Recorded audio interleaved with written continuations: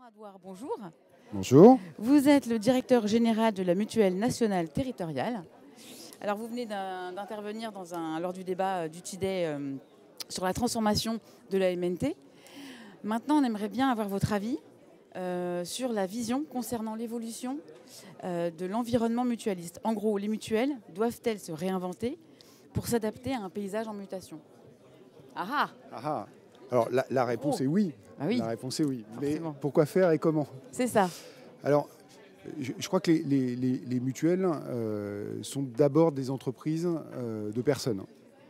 Et c'est important de le souligner parce qu'on doit savoir aussi aujourd'hui renouer avec le militantisme de base, qui a été de base, et je ne sais pas péjoratif, mais qui a permis la création des mouvements mutualistes. Les premiers entrepreneurs mutualistes, ils ont mis en place des régimes avant la sécurité sociale. Ils ont vraiment entrepris, ils ont innové.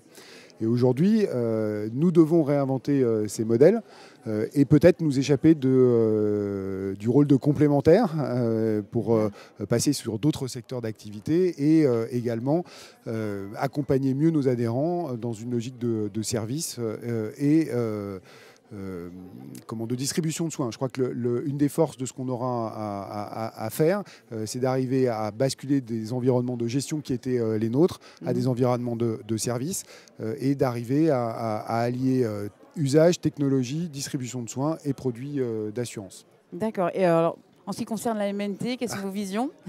Alors pour la MNT, nous sortons de 3 années de transformation et on le dit, alors on est assez fiers de le dire, mais on ne serait peut-être pas là autrement que nous avons gagné le pari de la transformation. Mais pour nous, la transformation, c'était un moyen de nous repositionner sur nos métiers, d'industrialiser, d'optimiser et de dégager des ressources pour faire d'autres choses ou pour faire des choses de meilleure façon. Vous avez des exemples Oui, alors déjà quelques chiffres. Pour la MNT, c'est à peu près 1200 salariés, c'est entre 600 et 700 millions d'euros de cotisations, c'est plus d'1 milliard d'actifs. Et l'année dernière, en 2017, on a changé les fonctions de 1000 salariés sur les 1200 entre le 2 février 2017 et le 2 octobre 2017 pour les réorienter à la fois dans le développement, à la fois dans le service client et dans tous les endroits où ça produisait de la valeur. Vous êtes allé l'accompagnement, ouais. Et on est assez fiers parce qu'on a fait ça avec des engagements qui étaient forts vis-à-vis de nos salariés. On sera autant à la fin de la transformation et il n'y aura pas de mobilité géographique imposée, ce qui nous a permis d'embarquer tout le monde dans vraiment cette logique d'accompagnement. Vous êtes vraiment adapté à l'évolution, on va dire, d'aujourd'hui. Alors oui, alors pour clore un petit peu le sujet, alors on prend le temps, mais parce que c'est une grosse conclusion qu'on va faire. Quel est l'avenir des mutuelles et quelles sont vos convictions à vous?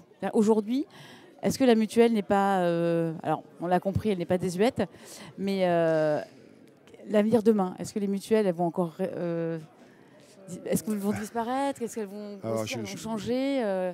Quelles sont vos convictions là-dessus? Je ne le crois pas. Grossir, c'est certain. On le voit avec la concentration. Donc ça, c'est même un phénomène qui existe déjà. Changer, certainement. L'avenir de la mutualité, c'est encore une fois de repenser son système démocratique, d'arriver à travers les nouveaux usages, à travers les nouvelles technologies, à réintéresser l'ensemble des adhérents à la chose mutualiste, à la prise de décision, à faire en sorte qu'on soit vraiment adapté à ce que nos adhérents attendent. Ça, c'est le premier sujet. Le deuxième sujet, c'est de dépasser, je l'ai dit tout à l'heure, c'est de dépasser le rôle de complémentaire. Il y a des endroits où on doit pouvoir intervenir de manière directe sur le remboursement de soins. Et si ce n'est pas sur le remboursement de soins, c'est sur sa production. Le groupe Vive, auquel la MNT est affiliée, c'est le premier opérateur privé à essence mutualiste dans la distribution de soins. Et le jour où on arrivera à faire ce maillage entre les territoires, le mouvement mutualiste, la distribution de soins, les innovations telles Médocteur, télémédecine, on aura créé un vrai pont qui mettra peut-être la chose de l'assurance en second plan, mais qui sera dans l'esprit mutualiste, c'est-à-dire le service aux adhérents et la proximité à nos adhérents.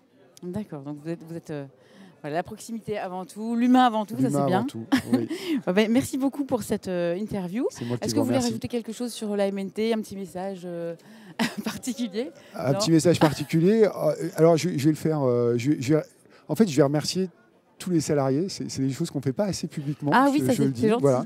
Il y en a 1200. Ils ont beaucoup contribué à cette transformation. Et si on est là aujourd'hui avec d'excellents résultats, c'est aussi et surtout grâce à eux. Voilà. Donc je les remercie ici devant tout le monde. Merci à vous. En tout cas, je vous souhaite un bel avenir et très bonne journée sur le TID.